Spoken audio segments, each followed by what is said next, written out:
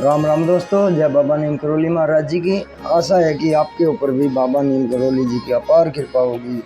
आपके घर परिवार में भी सभी कुशल मंगल होंगे, यही मेरी प्रार्थना है सभी देवी देवताओं से, मेरे श्री राम जी से, मेरे बाबा नीम करोली जी से, मेरे हनुमान जी से और मेरे महादेव जी जो देवों के देव महादेव हैं, सृष्टि के प्रथम गुरु प्रथम पालनहार हैं वे।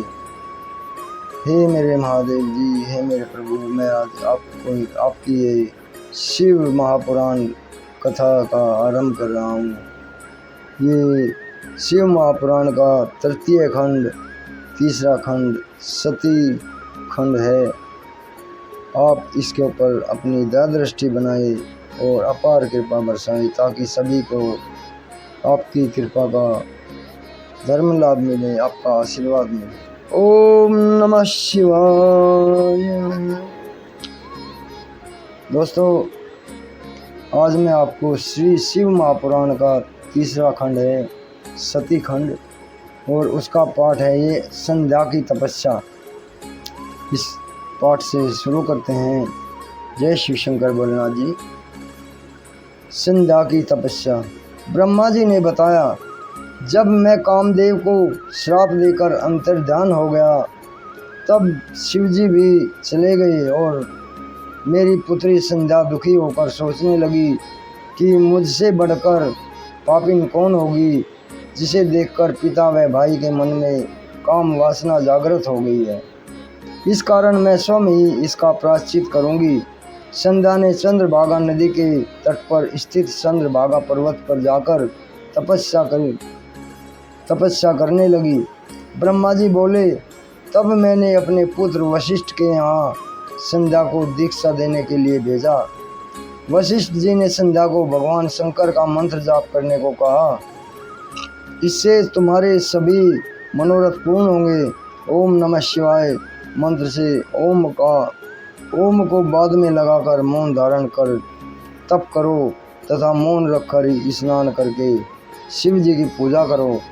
आहार के रूप में केवल जल ग्रहण करो, इससे तुम्हारी तपस्या फलदायक बन जाएगी। शिव जी तुम्हारे साथ सभी मनोरथों को पूरा कर देंगे। इस प्रकार संध्या को वशिष्ठ जी ने तपस्या की सब विधि समझा दी। ब्रह्मा जी बोले, वशिष्ठ जी के चले जाने पर संध्या विधि पूर्वक तपस्या में लीन हो गई। शिव जी में चित्त लगाए संध्या को एक चतुर्योगी समय बीत गया। आकाश में स्थित होकर संध्या को दर्शन दिए। संध्या इतनी प्रसन्न हुई कि उसने अपने नेत्र बंद कर लिए। तब शिव जी ने संध्या के हृदय में प्रवेश करके उसे दिव्य वाणी और दिव्य नेत्र प्रदान किए और उससे बोले, मैं तुम्हारी तपस्या से बहुत प्रसन्न हूँ, तुम मुझसे इच्छानुसार वरदान मांगो। संध्या भगवान शिव जी को बार बार प्रणाम करके बोली, हे प्रभु, यदि मैं पूर्व पाप से मुक्त हो गई हूँ तो आप मुझे यह वरदान प्रदान करें कि प्राणी उत्पन्न होते ही काम वासना से ग्रस्त ना हो। दूसरा, वह वर यह प्रदान करो कि मैं तीनों लोकों में पतिव्रता नारी जानी जाऊं, मेरा पति काम वासना से ग्रस्त ना हो तथा मित्र भाव के समान हो, एवं जो भी मुझे काम वासना से देखे वह नष्ट हो जाए और नपुंसक बन जाए। भगवान शिव जी ने तथास्तु कहकर संध्या से पुनः कहा, हे पुत्री, अब मैं मनुष्यों की आयु को 4 भागों में विभाजित कर देता हूँ, शैशव और कुमार, यौवन और वृद्ध। तो प्राणी जब यौवन अवस्था में आएगा तभी उसे काम वासना जागृत होगी। अब कोई भी प्राणी जन्म लेते ही कामी नहीं होगा। इस त्रिलोकी में तो सर्वश्रेष्ठ सती होगी।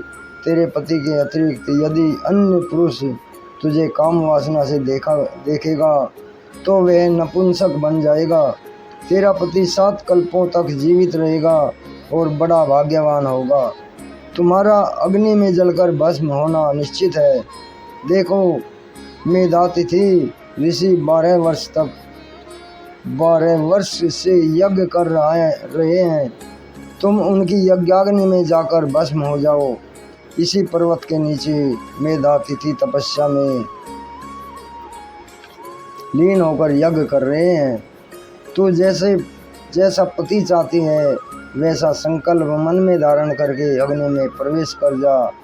तू पुनः तपस्या करेगी और त्रेता में दक्ष की कन्या बनकर यथा योग्य व्यक्ति के संग ब्याही जाएगी। भगवान शिव जी के बताने पर संध्या मेधातिथि के यज्ञ में पहुंची और भगवान शिव जी द्वारा भेजे जाने के कारण मेधातिथि को किसी ने नहीं देखा। वह यज्ञ की अग्नि में कूद गई। उसे कूदते हुए भी कोई नहीं देख सका। उसका शरीर यज्ञ की अग्नि में तुरंत भस्म हो गया। अग्नि ने उसके शरीर को जलाकर सूर्य ने उसके शरीर को अपने रथ में स्थापित कर लिया और उसके शरीर का ऊपरी भाग रात्रि और दिन के बीच में होने वाली प्रातःकाल की संध्या हो गया और शेष नीचे का भाग पितरों की प्रसन्नता के लिए दिन का अवसान वाली संध्या हो गया। उसके प्राणों को भगवान शिव ने अपने दिव्य शरीर में स्थापित कर लिया। इधर जब भी यज्ञ की समाप्ति हुई तो ऋषियों ने तृप्त स्वर्ण के समान कांति वाली कन्या को अग्नि में देखा। इस पर मेधातिथि ने उसे अपने गोद में उठा लिया तथा यज्ञ के जल से स्नान कराया और उसका नाम अरुंधति रखा। मुनि उसे अपनी निधि मानकर आश्रम में उसका पालन पोषण करने लगे। जब अरुंधति 5 वर्ष की हो गई तो ब्रह्मा विष्णु महेश ने आकर उसका विवाह वशिष्ठ से संपन्न करा दिया।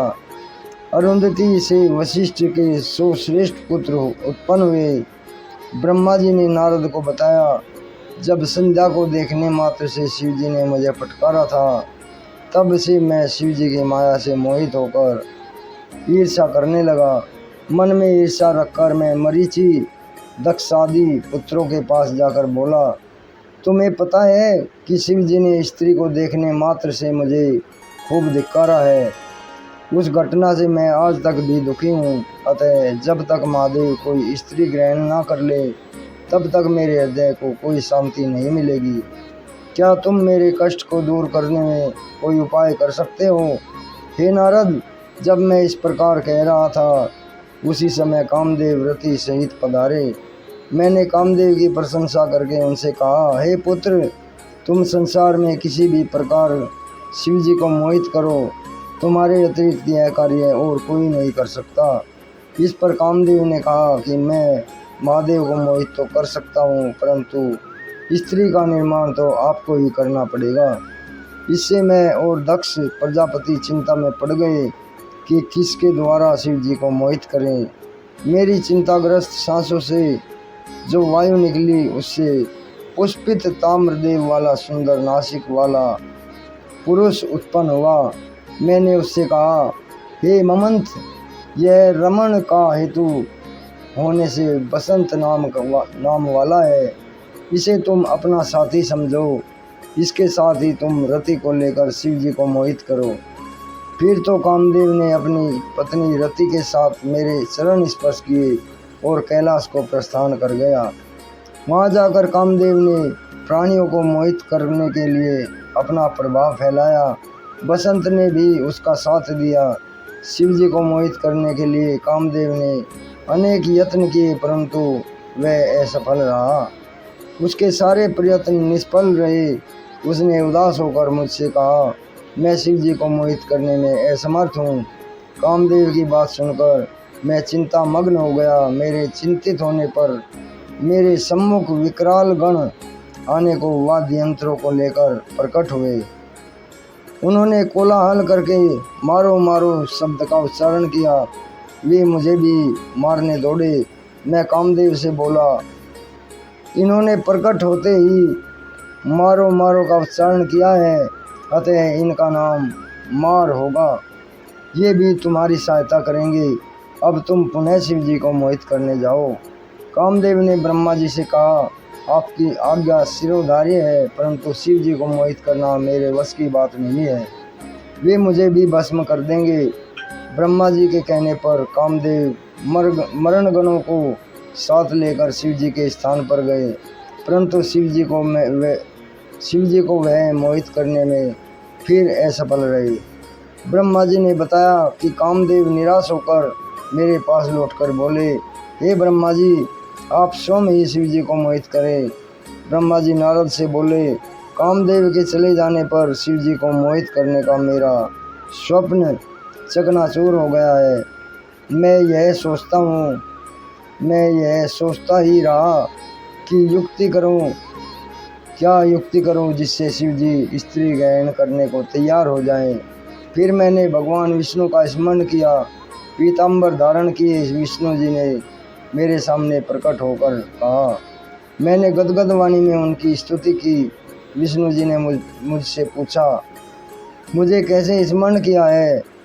मैंने विष्णु जी को बताया कि भगवान शंकर को मोहित करने के लिए सपरिवार मारगण और बसंत के साथ कामदेव को भेजा था, परंतु वह असफल रहा। तब भगवान श्री हरि बोले, तुम ऐसा क्यों करना चाहते हो, पहले मुझे सच सच बताओ कि इसका क्या कारण है। मैंने श्री हरि को सृष्टि से उत्पन्न की हुई पूरी कथा तथा संध्या को कुदृष्टि से देखने की बात कही और शिव जी द्वारा मुझे फटकारना आदि सब बातें जो घटित हुई थी बता दी। शिव जी ने मेरे पुत्र के समक्ष मेरी निंदा की, उसका मुझे बड़ा दुख है। अब शिव जी द्वारा स्त्री ग्रहण करने पर ही मेरा दुख कम होगा। हे नारद, श्री हरि मेरी बात सुनकर हंस पड़े और मुझसे बोले, हे ब्रह्मा जी, तुम सब लोगों की कर्ता और वेदों के ज्ञाता होकर भी ऐसी मूढ़ बातें क्यों करते हो। तुम अपनी इस ईर्ष्या को छोड़ दो। यदि तुम्हारे अनुसार शिव जी को स्त्री ग्रहण करनी चाहिए तो पार्वती के उद्देश्य से शिव जी का तप करो। अपने उद्देश्य की पूर्ति हेतु पार्वती जी का हृदय में ध्यान करें। यदि भगवती पार्वती प्रसन्न हो गई तो तुम्हारे सब मनोरथ पूर्ण हो जाएंगे। यदि भगवती पार्वती प्रसन्न हो गई तो वे अवतार ग्रहण करेंगी। तुम दक्ष प्रजापति को आदेश दो कि वह तप करे, जिससे पार्वती जी कन्या के रूप में उनके यहाँ उत्पन्न हो जाए। शिव तीनों पार्वती जी के ही रूप में तुम शिव तीनों पार्वती जी के ही स्वरूप हैं। इस प्रकार ब्रह्मा जी को समझकर श्री हरि अंतर्धान हो गए। ब्रह्मा जी ने नारद को बताया। इसके पश्चात मैं देवी का स्मरण करके उनसे प्रार्थना करने लगा, हे मातेश्वरी, मेरा कार्य पूर्ण करो। मेरी बार बार स्तुति करने पर भगवती चामुंडा प्रकट हुई। वे 4 भुजाओं वाली सिंह पर आरूढ़ वर देने के लिए कलश लिए हुए थी। उनका मुख शरद काल के चंद्रमा के समान कांति युक्त था। मस्तक पर चंद्रमा और 3 नेत्र थे। उनके पैरों के नख की अद्भुत कांति थी। मैंने भगवती चामुंडा को प्रणाम किया और उनकी इस प्रकार स्तुति करने लगा, हे देवी, आप सनातनी शक्ति हो। आप संसार को मोहित करने वाली एवं त्रिलोकी की रचना तथा संहार करने वाली हो। तुम गणों से परे हो, योगियों से पूजित एवं उनके हृदय में वास करने वाली तथा योगियों के आह्वान पर प्रकट होने वाली हो। आपको मेरा प्रणाम। जगदम्बा मुझसे बोली, आपने किस लिए मुझे स्मरण किया है, मुझे शीघ्र बताओ। मैंने उनसे कहा, ये सर्वज्ञ दात्री, मेरा यह मनोरथ मेरे मस्तिष्क से उस समय निकला था जब भोले शंकर रुद्र नाम से योगी बनकर कैलाश पर निवास करने लगे। वे समाधि लगाकर तपस्या में लीन थे। वे पत्नी विहीन होकर भी दूसरा विवाह करना नहीं चाहते थे। अतः किसी भी प्रकार उन्हें मोहित कीजिए। आप दक्ष प्रजापति की कन्या बनाकर भोले शंकर की पत्नी बन जाइए। जिस प्रकार आपने विष्णु जी को लक्ष्मी बनकर प्रसन्न किया, उसी प्रकार आप पार्वती बनकर शिव जी को भी प्रसन्न कीजिए। स्त्री के कारण ही शिव जी ने मेरी निंदा की। अब मैं देखना चाहता हूँ कि वे स्वयं ही स्त्री कैसे ग्रहण करेंगे। आपके अतिरिक्त उन्हें मोहित करने की कोई शक्ति किसी अन्य में नहीं है। यह सुनकर भगवती जगदम्बा चिंतित होकर आश्चर्य व्यक्त करते हुए बोली, अरे विश्व सृष्टा ब्रह्मा, तुम अज्ञानियों की तरह यह कार्य किस लिए कर रहे हो? उन निराकार शंकर को मोहने में क्या लाभ होगा? मैं तो हमेशा उनकी वशवर्तिनी और दासी हूँ। उन्होंने भक्तों के लिए ही रुद्र रूप धारण किया है। वे तो माया के स्वामी हैं। फिर देवी ने मन में सोचा कि यदि इन्हें वर प्रदान नहीं करती तो देव मार्ग भ्रष्ट हो जाएगा, और यह सोचकर उन्होंने शिव जी का स्मरण किया। शिव जी से आज्ञा पाकर उन्होंने कहा कि तुम्हारा कहना सत्य है कि उन्हें मोहित करने वाला कोई नहीं है, परंतु शिव जी की आज्ञा से तुम्हारा मनोरथ पूर्ण करने के लिए मैं दक्ष की कन्या के रूप में प्रकट होंगी। इतना कहकर भगवती जगदम्बिका अंतर्धान हो गई। तो दोस्तों, अभी आज का ये पाठ यहाँ तक ही। आगे कल मैं आपको सुनाऊंगा श्री शिव महापुराण का ही सती खंड का अगला अध्याय है, दक्ष द्वारा देवी की आराधना। अभी आगे लेता हूँ दोस्तों। भगवान शिव जी, श्री राम जी, बाबा नीम करोली जी आपके ऊपर सदैव कृपा दृष्टि बनाए रखे। जय राम जी की, जय शिव शंकर भगवान। हे भगवान।